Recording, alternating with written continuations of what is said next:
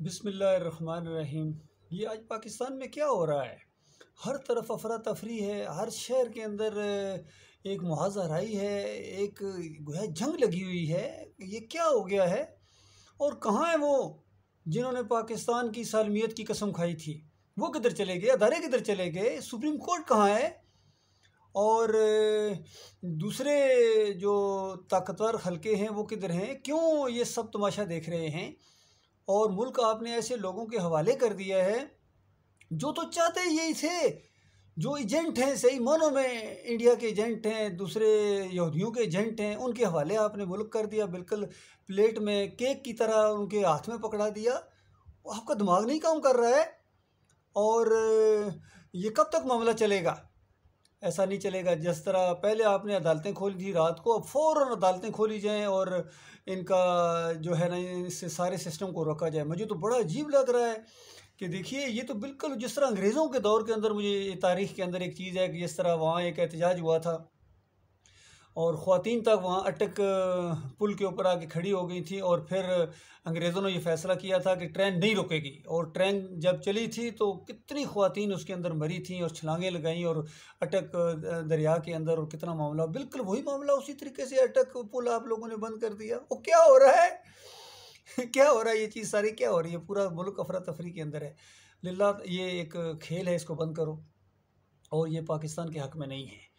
और इस मुल्क के अंदर जो अल्लाह की एक नेमत है, इसको यानी इस तरह आपस में जंगो जदल, ये कोई तरीका नहीं है। ये कोई तरीका नहीं, यकीन कीजिए, इस्लामी तरीका नहीं है। और ये इस्लामी जहाद नहीं है। ये खालस जमहूरियत के ये तोहफ़े जो आपको दिए जा रहे हैं, ये जमहूरियत है। इसको फिर 75 साल से तुम इसी बुत की पूजा कर रहे हो। लिल्लाह, रुक जाओ, सब रुक जाओ, यहाँ ही रुक जाओ, जहाँ खड़े हो रुक जाओ। और उसके बाद इस मुल्क के अंदर वो बात कहो जो सही रूह है इस पूरी कायनात की, कि देखो, इलाहुकुम इलाहुन वाहिद ला इलाहा इल्ला हुवर रहमानुर रहीम। तुम्हारा माबूद एक है। तुम्हें एक ज़िंदगी मिली है, इसको ज़ाया ना करो। एक मौका मिला है तुम्हें अल्लाह की बंदगी करने का और अपने इस इम्तहान के अंदर पास होने का। अगर ये मौका एक हाथ से निकल गया तो दोबारा कभी मौका नहीं आएगा। अल्लाह के बंदो, आज़ादी की इस तारीख को ईमान खालिस के साथ जोड़ दो और तुम्हें हकीकी आज़ादी मिलेगी। और तुम इस यूथ के इस जो मोमेंटम को, इस जोश को, इस जुनून को, उस जुनून के अंदर बदली कर दो जो ईमान खालिस के साथ होता है। मक्का के अंदर भी इसी तरीके से जुलूस एक दफ़ा निकला था, लेकिन वो ईमान खालिस का जुलूस था। वो इलाहुकुम इलाहुन वाहिद का जुलूस था कि लोगों, तुम्हारा एक मालिक है, तुम्हारा एक दाता है, तुम्हारा एक दस्तगीर है, तुम्हारा एक हाजत रवा है, सिर्फ उसको पुकारो। और ये जो 360 रखे हुए हैं, इनकी कोई हैसियत नहीं, इनको तोड़ो। इस अंदाज से ये जुलूस निकला था शिर्क और कुफ्र के ख़िलाफ़। और फिर पथराव भी हुआ था। उनके रास्ते में भी कांटे बिछाए गए थे, उनके रास्ते में भी शीशे, यानी इस तरह ऐसी चीज़ें जो पाँव को चुभें, वो डाली गई थी। पत्थरों से लहू-लुहान कर दिया गया था ताइफ के अंदर। लेकिन वो ईमान के रास्ते में था। वो कोई जमहूरियत का जुलूस नहीं था। वो कोई इस तरह की आज़ादी नहीं थी कि अबू जहल के उससे क़यादत से आज़ादी हासिल कर लेंगे। नहीं, बल्कि अबू जहल को भी दावत दी जाती थी कि देखो, अल्लाह के बंदे बन जाओ, अपनी ना चलाओ, खुद सरी ना दिखाओ। एक दिन तुम्हें मरना है। मरने के बाद क़यामत के दिन उठना है। और उठने का मतलब ये है कि हिसाब किताब। और वो जो हिसाब किताब होगा ना, उस दिन तुम्हें क्या मालूम वो कैसा दिन है। मालिक खुद सवालिया अंदाज से पूछा, वो मा अदरा का मौ यौमुद्दीन। और तुम्हें कुछ मालूम भी है, होश भी है, यौमुद्दीन क्या चीज़ है? बार बार कहते हो, कितनी मरतबा दिन में पढ़ते हो नमाजियो, मालिक यौमुद्दीन, मालिक यौमुद्दीन। कुछ एहसास है भी है कि मालिक यौमुद्दीन क्या है? उस दिन अल्लाह ताला जब फैसला करेगा, इसका मतलब यह फैसला करेगा, यौम ला तमलिकु लिनफ्सिन नफ्सिन, यौम ला तमलिकु नफ्सुन लिनफ्सिन शैया वल अम्रु यौमइज़िन लिल्लाह। कि उस दिन कोई नफ्स, कोई जान किसी दूसरी जान की बाल बराबर उसकी फ़ायदा पहुंचाने वाले नहीं है। पूरा का पूरा इख्तियार और फैसला एक हस्ती के हाथ में होगा। वो जो सिफारिश का मामला है वो भी बड़ा ज़बरदस्त है। मालिक फरमाता है, जिसको कहा जाएगा और जिसके लिए कहा जाएगा, यानी जिसके लिए कहा जाएगा मतलब है जिस गुनाहगार को अल्लाह माफ़ करना चाहेगा, और जिस मोमन को या नबी को अल्लाह इज़्ज़त देना चाहेगा, उसको कहेगा इसके लिए कुछ कहो, इसको कहो कि या अल्लाह इसको माफ़ कर दे। मालिक खुद माफ़ करना चाहेगा, इस वजह से इज़्ज़त के लिए कहा जाएगा। और इस मामले में सारे अंबिया को मौका मिलेगा, और सबसे ज़्यादा जो मौका मिलेगा और इज़्ज़त मिलेगी वो आखिरी नबी मोहम्मद सल्लल्लाहु अलैहि वसल्लम को मिलेगी इस अंदाज से। लेकिन किसी शिरक करने वालों के लिए किसी की जुर्रत नहीं होगी कि इतनी बात कह दे। हत्ता कि इब्राहीम अलैहिस्सलाम अपने वालिद के लिए सिफारिश नहीं कर सकेंगे, ख़ुद नबी अलैहिस्सलाम अपने करीबी रिश्तेदारों के लिए सिफारिश नहीं कर सकेंगे, और कोई भी नूह अलैहिस्सलाम अपनी बीवी के लिए, बेटे के लिए, लूत अलैहिस्सलाम अपनी बीवी के लिए कोई सिफारिश नहीं कर सकेगा। याद रखो मेरे प्यारे भाइयों, उस सिफारिश से भी आपको निकाल दिया जाएगा। ये बड़ी एक प्यारी हदीस है, वो मैं आपको सुनाना चाह रहा हूँ और आप इसके ऊपर ज़रा गौर करें। बहुत ज़बरदस्त हदीस है, अक्ल को हैरान कर देने वाली हदीस है। नबी अलैहिस्सलाम ने फरमाया, हर नबी को अल्लाह ताला ने एक दुआ ऐसी दी है, एक दुआ यानी एक मौका समझ लीजिए, क्योंकि नबी का मिशन बहुत ही ख़तरों और बहुत ही मसाइब और बहुत ही मुश्किल होता है। तो एक सहारा इस अंदाज से अल्लाह ताला ने उनकी कमर मजबूत करने के लिए दिया कि देखो, यानी कि अगर बहुत मुश्किल मुसीबत आ जाए, इंतहा तक कोई चीज़ अगर पहुंच जाए, तो ये एक दुआ है कि जब मांगोगे, जिस तरह मांगोगे, उसी वक्त कबूल हो जाएगी, ये मेरी तरफ से गारंटी है। इस अंदाज से अल्लाह ताला ने हौसला मंदाया। और नबी अलैहिस्सलाम ने फरमाया कि हर नबी ने अपने अपने दौर के अंदर वो दुआ मांगी है। वो एक दुआ जिस तरह सलमान अलैहिस्सलाम ने मांगी कि या अल्लाह मुझे ऐसी हुकूमत अता फरमा जो न पहले किसी के हिस्से में आई हो, न बाद में किसी के हिस्से में आए। तो कैसी हुकूमत दी अल्लाह ताला ने, वाकई अल्लाह ताला सच्चा है। तो नबी अलैहिस्सलाम ने फरमाया कि हर नबी ने वो दुआ अपने अपने दौर के अंदर मांगी है, लेकिन मैंने अभी नहीं मांगी है और मैं मांगूंगा भी नहीं इस दुनिया के अंदर। नबी अलैहिस्सलाम का फ़हम व फ़रासत देखें, नबी अलैहिस्सलाम की अपनी उम्मत के लिए मोहब्बत देखें, इंसानियत के लिए मोहब्बत देखें, और नबी अलैहिस्सलाम को जो अल्लाह ने फ़हम दिया था, फरमाया नहीं मांगूंगा, कुछ हो जाए नहीं मांगूंगा। यकीन कीजिए अगर वो दुआ मांगने का वक्त होता तो ताइफ में जब पत्थर पड़े थे, लहू लुहान हुए थे, वो उस वक्त मांग लेते, जंग ओहद में मांग लेते, और जंग खंदक में मांग लेते, और कितने वाक़यात आए हैं। लेकिन नबी अलैहिस्सलाम बहुत ही ज़्यादा चट्टान की से ज़्यादा हौसले वाले थे। फरमाया नहीं मांगूंगा और मैं उसको बचा के रखूँगा, चूँकि अल्लाह का वादा सच्चा है। मैं क़यामत के दिन वो दुआ मांगूँगा और मेरी उस दुआ का फ़ायदा हर मेरे उम्मती को होगा जिसने शिरक नहीं किया होगा। गौर करो अल्लाह के बंदो, उस दुआ से भी शिरक करने वालों को अल्लाह ताला ने निकाल दिया है। शिरक से अल्लाह इस कदर नफ़रत करता है, जिस चीज़ से इंतहाई नफ़रत करता है अल्लाह ताला, जिसकी माफ़ी नहीं है, जिसकी वजह से कौमों को गर्क किया गया, जिसकी वजह से कौमों के ऊपर पत्थरों की बारिश की गई, जिस जुर्म की वजह से कौमों के कलेजे फाड़ दिए गए, चंगाड़ की वजह से, जिस कौम की वजह से अल्लाह ताला ने बड़ी सख्ती के साथ मामला किया, वो है कुल सीरू फिल अर्ज़ फंज़ुरू कैफ़ कान आक़िबतुल लज़ीना मिन क़ब्ल काना अक्सर मुशरिकीन। अक्सरियत मुशरिक बन गई थी। जब अक्सरियत मुशरिक बन जाती है फिर अल्लाह के अज़ाब का कोड़ा हरकत में आता है। अल्लाह के बंदो, वो वाला जुर्म आपके अंदर आ गया है मेरे पाकिस्तानियों, वो वाला जुर्म आपके अंदर आ गया है। असल मसला ये कोई तुम्हें बताए ना बताए, आपका भाई आपको बताएगा। आपका भाई, मेरी कौम के लोगों, मेरे प्यारे भाइयों, अपने आप को बचा लो, अपने अहल वयाल को बचा लो, उस आग से बचा लो जिसका ईंधन इंसान और पत्थर होंगे। ईंधन, उसका जो फ्यूल होता है ना, बर्निंग मटीरियल, वो इंसान होंगे। अल्लाह अकबर, अस्तगफिरुल्लाह। और पत्थर, बड़े बड़े पत्थर, ये तुम्हारी मूर्तियाँ, ये तुम्हारे मंदिर, ये तुम्हारे मज़ार, ये तुम्हारी सब कुछ वहाँ जलेंगे। ये तुम्हारी कुर्सियाँ और तुम्हारे महलात, जिनके ऊपर आज बड़ा तुम्हें मान है और जिसके ऊपर खुश होते हो, इकट्ठा किया है। जहन्नम की आग के अंगारे इकट्ठे कर रहे हो अपने लिए। अल्लाह की नाफरमानी की वजह से जो कुछ ये इकट्ठा किया है, क्योंकि इलाह का मसला छुपाने की वजह से माल मिलता है। फजल रहमान ऐसे नहीं माल के पीछे भाग रहे, इनका बाप भी इसी तरह माल के पीछे भागा था। वो भी जाके हलवे उसने बांटे थे और चादरें चढ़ाई थी, और ये भी इसी तरीके से कर रहा है। तारिक कादरी का हाल देखो, तारिक जमील का हाल देखो, तकी उस्मानी को देखो, आला हज़रत को देखो, अबू अला को देखो। इनकी सब किताबें पढ़ो अल्लाह के बंदो, अल्लाह के बंदो, अपने मालिक की किताब पढ़ो और इनकी किताबें पढ़ो। अब्दुल कादिर जिलानी की किताब, मोइनुद्दीन चिश्ती की किताबें पढ़ो। इमरान खान, तुम्हें पता चलेगा। कहते हो सूफीज़म, 25 साल पहले कुछ सूफ़ी आपको टकरा, उसने आपका दिमाग ख़राब कर दिया है, तब आप जाके मज़ारों के सामने सजदे करते हैं, रुकू करते हो, फिर मानते भी नहीं कि ये शिरक है। कोई मुशरिक नहीं मानता है। यकीन कीजिए, पूरी इंसानियत की तारीख़ उठा कर देखें, कभी किसी मुशरिक ने नहीं माना है कि मैं शिरक कर रहा हूँ, कोई नहीं मानता है। चाहे वो सजदे कर रहा हो अल्लाह के अलावा, नबियों को सजदे साबित कर रहा हो, पुकारें लगा रहा हो, लिख के ऐलान के साथ एक तरफ मस्जिदों के अंदर या अल्लाह, फिर मुकाबले में या रसूल अल्लाह, ये अल्लाह के साथ शिरक है। फिर गैर अल्लाह की नज़र न्याज, फिर पुकारें, फिर वास्ते, फिर वसीले। कौन कौन सा शिरक है जो तो आपके अंदर नहीं है? कौम नूह को इसी शिरक की वजह से पानी के अंदर डुबकियां दे दे के मारा गया था। उनके 5 दिन पाक थे। सूरह नूह पढ़ो और बुखारी की रिवायत वो पढ़ो। नबी अलैहिस्सलाम फरमाते हैं कि ये जो 5 नाम आए हैं सूरह नूह के अंदर, वद, यऊक, यऊक और नसर, सुआ, ये सारे के सारे कौम नूह के सालिहीन थे गुजरे हुए। जब ये मर गए, इनकी कब्रों के ऊपर लोग वाबस्ता हो गए, इनको पुकारना शुरू कर दिया, फिर इनकी मूर्तियां तस्वीरें बनाना शुरू करके ये सारे कबाइल अरब के अंदर फैल गए। तो पहली मुशरिक कौम 5 तन पाक, आखिरी मुशरिक कौम 5 तन पाक। अल्लाह के बंदो गौर करो, गौर करो, ये मुमासलत देखो, ये ऐसी इत्तफाकी नहीं है, ये अल्लाह के पूरे मंसूबे के तहत है ताकि आपकी आंखें खुलें। पहली मुशरिक कौम के ऊपर जो अल्लाह के अजाब आया है, पूरी ज़मीन के ऊपर किसी मुशरिक को अल्लाह ताला ने नहीं छोड़ा, किसी जानवर को नहीं छोड़ा, किसी चीज़ को नहीं छोड़ा। इसीलिए कहा गया था कि एक एक चीज़ का हर एक का जोड़ा रख लो इस कश्ती के अंदर।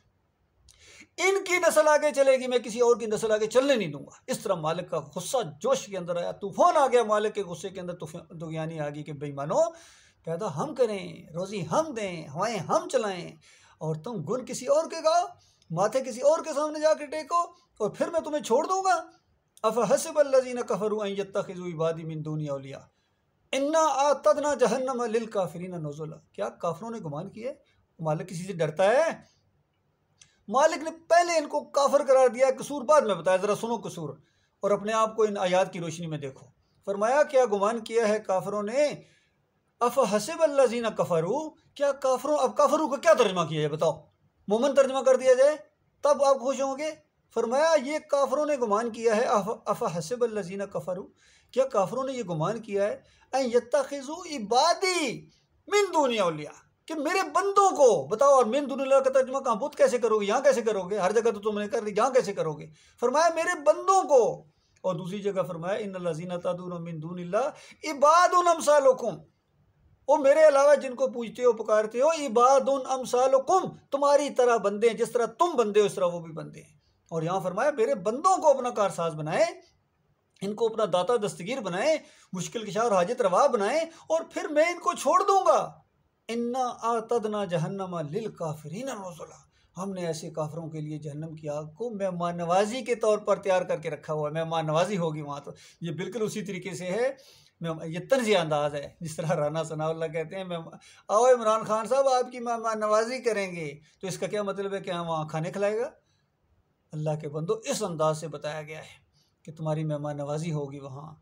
और उसके बाद अगली आयत के अंदर भी, यानी एक आयत के अंदर, 1.5 आयत के अंदर अल्लाह ने 3 दफ़ा ऐसे लोगों को काफिर और मुशरिक कहा है कि जो अल्लाह के साथ शरीक ठहराते हैं, अल्लाह के अलावा किसी और को पुकारते हैं, अल्लाह के अलावा किसी और के सामने झुकते हैं, नज़र व न्याज करते हैं, जिसके अंदर पूरी कौम गर्क हो गई, पूरी कौम।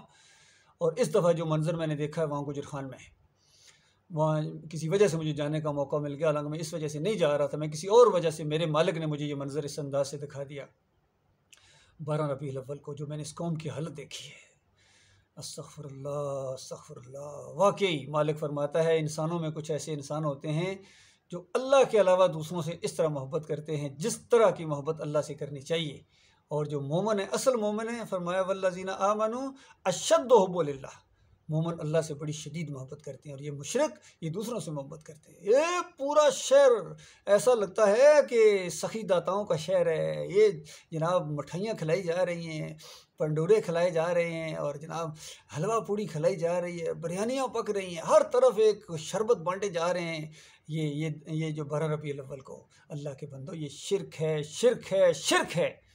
काश तुम अल्लाह के लिए करो। अल्लाह के लिए बेईमान, ये ताजर, ये 1 रुपया कम नहीं करते। मैं गुजर खान बाज़ार को जानता हूँ कि इतने महंगा, इतनी यानी खाल उतारने वाले अवाम की, इतना लूटने वाले ये सारे के सारे हैं। और लेकिन ये गैर अल्लाह की नज़र व न्याज में इस तरह जो पूरे साल की हराम कमाई है, ये समझते हैं कि एक हम गैर अल्लाह की नज़र व न्याज करके नबी अलैहिस्सलाम के नाम की मिठाइयाँ और ये बांट के पिछला सारा क्लियर हो गया, बैलेंस हो गया। और अल्लाह के बंदो ये तो और चढ़ा है, ये तो ना काबिल माफ़ी है। वो जो तुम दूसरी चोर बाजारी ये करते हो वो फिर काबिल माफ़ी है, जुर्म है लेकिन काबिल माफ़ी है। सज़ा काट के भी ऐसा, अगर कोई मोमिन भी ऐसा करता है तो सज़ा काट के भी वो जन्नत में जाएगा। लेकिन ये जुर्म गैर अल्लाह की नजर न्याज, पुकारें, वास्ते वसीले, तावीज़ गंडा, उर्स और मेले, जमहूरियत का मुशरकाना निज़ाम, ये नाकाबिले माफ़ी जुर्म है, नाकाबिले माफ़ी जुर्म है। चूँकि अल्लाह ताला हर लम्हे आपको देख रहा है और आपके इरादों से भी वो वाकिफ़ है कि आपके इरादे क्या हैं। ये जो आज़ादी आप ले रहे हैं दोबारा, पहले आज़ादी जब ली थी तो उसका क्या हशर हुआ, 75 साल बाद नतीजा क्या निकला, गुलाम के गुलाम।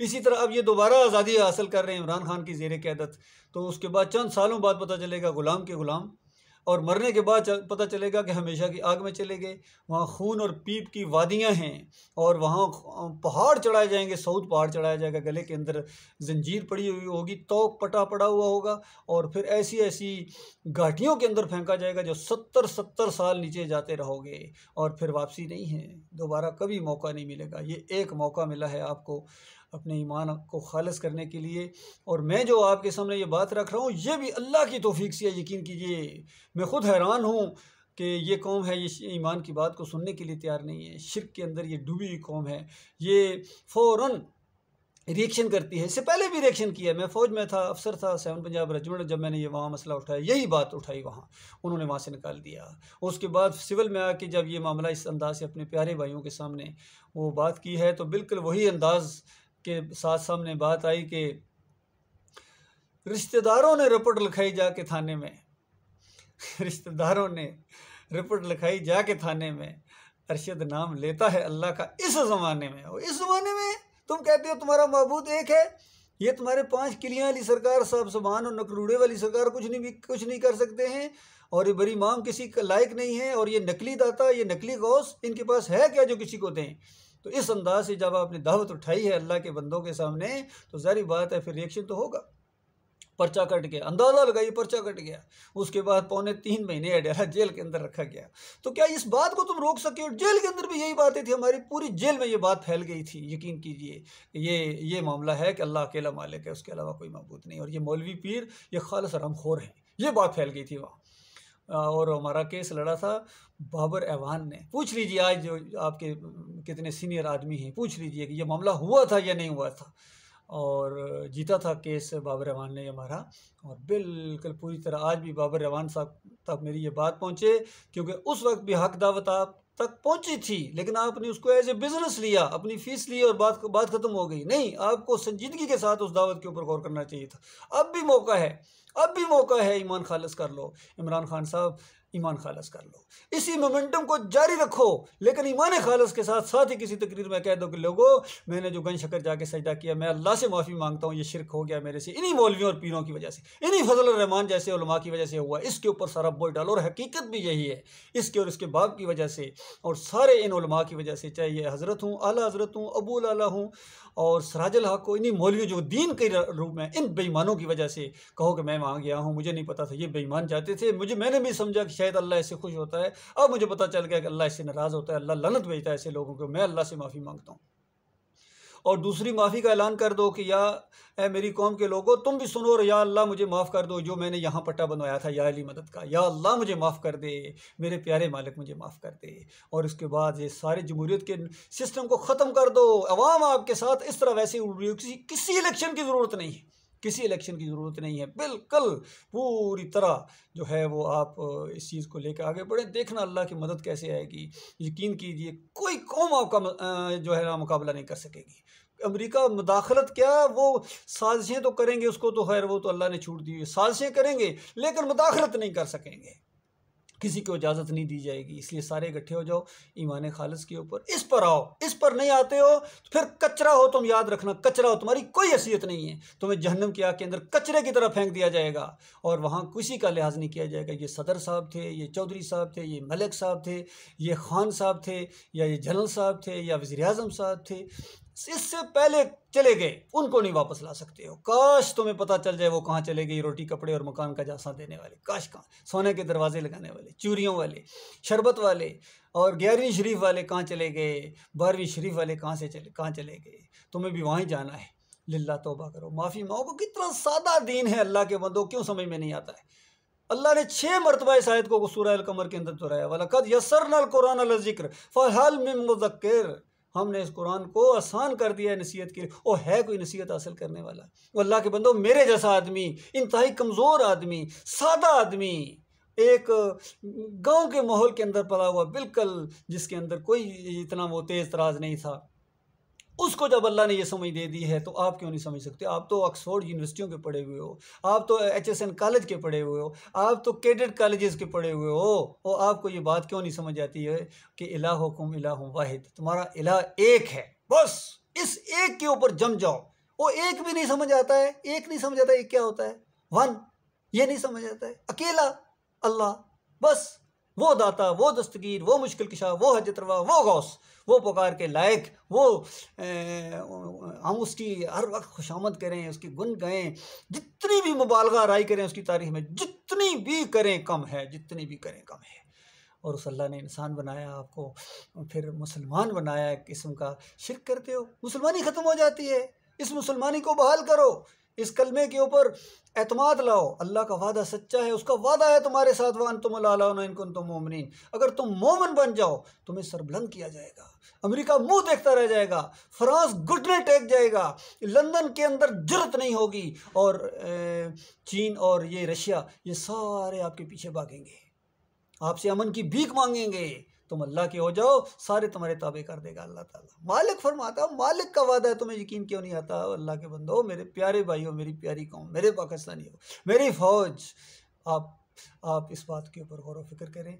मैं आपका भाई हूँ, असली भाई हूँ और खैरख्वाह भाई हूँ। मुझे आपसे कोई लालच नहीं है, मुझे आपसे किसी चीज़ की वो तमन्ना नहीं है। मेरा दिल धड़कता है आपके साथ, मेरा दिल चाहता है कि आप जहन्नम की आग से बच जाएं और आप जन्नत के उन बड़े बड़े दर्जात को हासिल करें, और फिर ये दावत पूरी दुनिया में आप फैलाएं। ये मॉडल स्टेट बने, ये मदीना रियासत है जिसके अंदर शिर्क और कुफर की नाम सांस लेने की इजाज़त नहीं है, सांस लेने की इजाज़त नहीं। ये मॉडल स्टेट बनेगी। कोई दाता दस्तगीर नहीं होगा, कोई मज़ार नहीं पूजा जाएगा, कोई चादरें नहीं चढ़ाएंगी, उर्स और मेले नहीं होंगी, पीर साहब की पिंडलियाँ नहीं दबाई जाएंगी, कोई इस्लाम के अंदर पापायत और ये जो मौलवीज़म नहीं है, कोई खतीबिज़म नहीं है। ये फ़ौज के अंदर भी हमारे खतीब साहब, खतीब कोई नहीं है। ये जो हमारा पल्टून कमांडर हो, कंपनी कमांडर हो, कर्नल हो, हमारा यूनिट कमांडर हो, ब्रिगेडियर हो, जहाँ भी मौका, वो आगे लीड करें, अपना नमाज पढ़ाएं। आपको शर्म आती है दाढ़ी रखते हुए? आपको शर्म आती है अजान देते हुए? आपको शर्म आती है इमामत कराते हुए? तो बताओ फिर क्या, किस किस चीज़ के मुसलमान हो?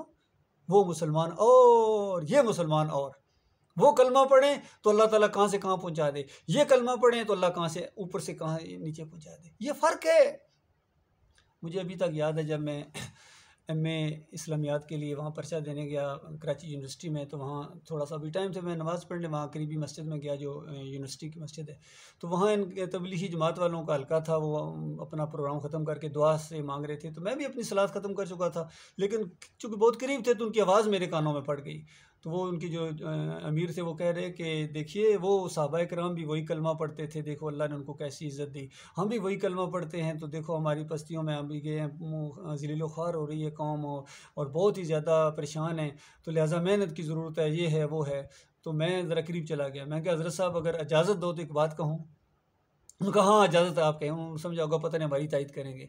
मैंने कहा देखो कलमा वो भी वही पढ़ते थे और कलमा आप भी वही पढ़ते हैं। कलमा पढ़ने के बाद उनके हाथ में वो किताब थी, मैंने वो जो ऊपर रैक के ऊपर कुरान रखे हुए थे उसकी तरफ इशारा किया। मैं कहा उनके हाथ में कुरान था और आपके हाथ में तबलीगी निसाब है, ये फ़र्क है।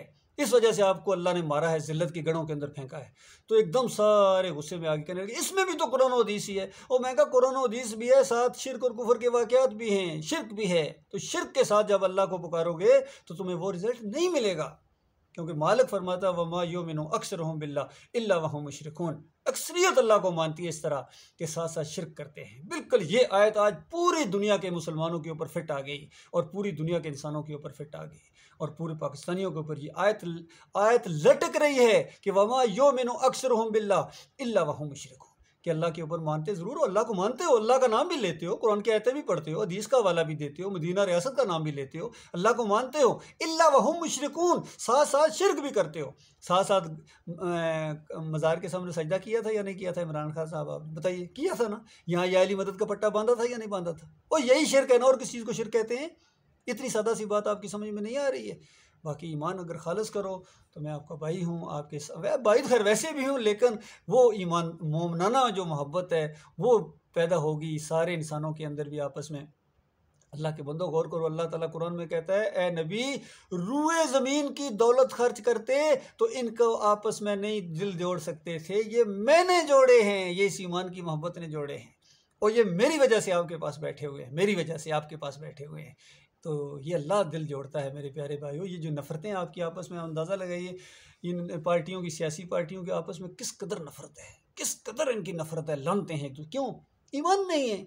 आज अगर ये ईमान खालस कर लें, सब ये शहबाज शरीफ कर ले, ईमान खालस कर ले, नवाज शरीफ कर ले, अब ज़ाहिर बात है बड़ी आजमाइश, अब सबकी आजमाइश हो रही है। जो भी इस दावत को बढ़ के कबूल कर लेगा उसको अल्लाह गालिब करेगा सबके ऊपर, देख लीजिएगा। ये मौका है, इस चांस को मिस ना होने दो मेरे प्यारे भाइयों। नवाज शरीफ साहब आप आगे बढ़े, शहबाज शरीफ साहब आप आगे बढ़े, बिलावल आप आगे बढ़ो, जरदारी पिछले सारे गुनाह अल्लाह माफ़ कर देगा। इस दावत को लेकर अब आगे, इमरान खान साहब आपके लिए भी मौका है, सब मान लो, तो फिर तो कहना ही क्या, फिर तो भाई भाई बन जाओगे, यकीन कीजिए मोहब्बतें पैदा हो जाएंगी। और ये सारे मामलात अगर इस तरह ईमान खालिस कर लो तो ये क्या है, 800 करोड़ का, वो 800 करोड़ का क्या चीज़ है, एक वो फ्लैट, बस ये फ्लैट के ऊपर झगड़ा हो रहा सारा, 800 करोड़ का फ्लैट, और एक 800 करोड़ का क्या, मालिक ने वहाँ जो अपने मोमिन बंदों के लिए रखे हुए हैं 60-60 मील ऊंचे, अल्लाह ने ऐसे फ्लैट बनाए हुए अपने मोमिन बंदों के लिए जो शिरक छोड़ दे, तौबा करे, माफ़ी मांगे अपने मालिक और खालिक से। लिहाजा ये कोई झगड़े नहीं है। मैं तो देख रहा हूँ गुज़श्ता, वो उसने ये कर दिया, उसने ये कर दिया, उसने ये खा गया, उसने ये खा गया, बस इसी वजह से कौम को बेवकूफ़ बना रहे हो और अपनी आखिरत बर्बाद कर रहे हो। कितने मर गए इसके अंदर, बताओ। वो वापस आ सकते हैं, ला सकते हैं उनको वापस? अभी जो कल पुलिस वाला मरा है, ला सकते हो उसको वापस किसी तरीके से? अब वो उसी पर गया जिस पर उसका अकीदा है। अगर उसका ईमान अकीदा दुरुस्त है, शिरक नहीं है, फिर तो वो ज़ाहिर बात अपनी ड्यूटी देते हुए मर गया, शहीद हो गया। शिरक नहीं है तो मैं कह रहा हूँ, अगर वो बरेलवी नहीं है, देवबंदी नहीं है, अहले हदीस नहीं है, शिया नहीं है, कादियानी नहीं है, और किसी जमहूरियत के साथ भी उसका तल्लुक़ नहीं है, नफ़रत करता है सिस्टम के साथ, अगर वो मर जाए इस तरीके से, कोई जाते हुए मर जाए, आते हुए मर जाए, वो ईमान उसका बिल्कुल सही है, अगर तौहीद के ऊपर है, कहीं भी ड्यूटी पर जा रहा है, आ रहा है, फ़ौजी भी हमारे भाई इसी तरीके से हिफाजत करते हैं, जिसका ईमान सही है। याद रखिए, आमतौर पर सवाल करते हैं, ये अफ़गानिस्तान में जहाद, ये कश्मीर में जहाद, ये फ़लस्तीन में जहाद, इसका क्या मसला है? एक ही जवाब है, सादा जवाब है, जिसका ईमान सही है, तौहीद के ऊपर है, रद्द शिरक है, वो अपने वतन की हिफाजत में मारा जाएगा, वो अपनी कौम की हिफाजत में मारा जाए, वो अपने घर वालों की, अपनी इज्जत, अपने माल की हिफाजत में मारा जाए, शहीद है।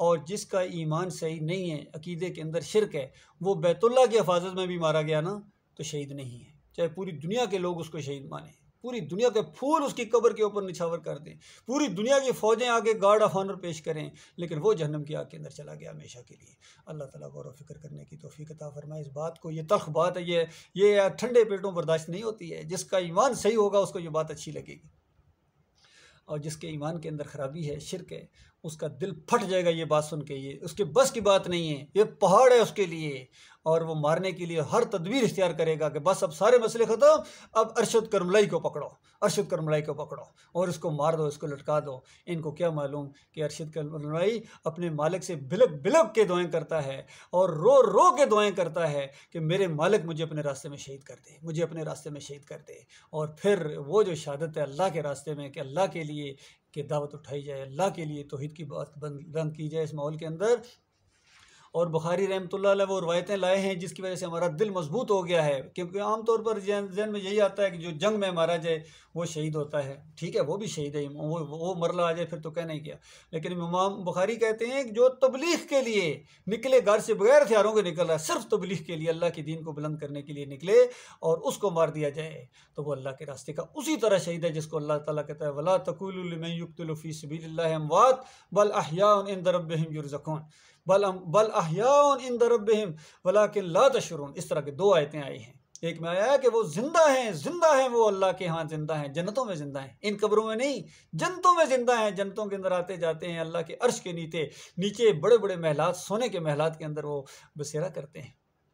और दूसरी जगह फरमाया कि खाना खाते हैं, वहाँ जाके अल्लाह की नेमतें जो उनके ऊपर मिली हुई हैं वो उससे लुत्फ़अंदोज़ हो रहे हैं, और कितने हैं जो उड़ रहे हैं जन्नत के अंदर, और पूरी तरह यकीन रखते हैं कि जिस रास्ते पर मैं आया हूँ, मेरे जो साथी वहाँ अभी यहाँ नहीं आए हैं, वो भी इसी ईमान अक़ीदे के ऊपर, उन्होंने भी यहाँ ही आना है। और उनका यकीन होता है कि हमारे मुखालफिन जो इस चीज़ को नहीं मानते हैं वो जहन्नम का ईंधन बन जाएंगे। काश उनको पता चल जाए। सूरह यासीन के अंदर फरमाया, वो जनती कहेगा काश या लैत कौमी याअलमून बिमा गफ़र ली रब्बी वजअलनी मिनल मुकरमीन, काश मेरी कौम को मालूम हो जाए कि किस वजह से मेरे मालिक ने मुझे ना सिर्फ माफ़ किया बल्कि बड़े इज्जतदार और बड़े लोगों के अंदर शामिल कर दिया। सिर्फ ईमान की हमायत की थी उसने अल्लाह के बंदों, अभी तो वुज़ू भी नहीं किया उसने, कोई नमाजें भी नहीं पढ़ी, कोई रोज़े नमाज कहीं कोई चीज़ किसी चीज़ का जिक्र नहीं है, सिर्फ ईमान की हमायत में उठा है, दौड़ के उठा है। इसलिए दौड़ के उठो इस ईमान की हमायत में, इस ईमान की जो दावत आपके सामने पेश की जा रही है इसकी हमायत में दौड़ कर उठो।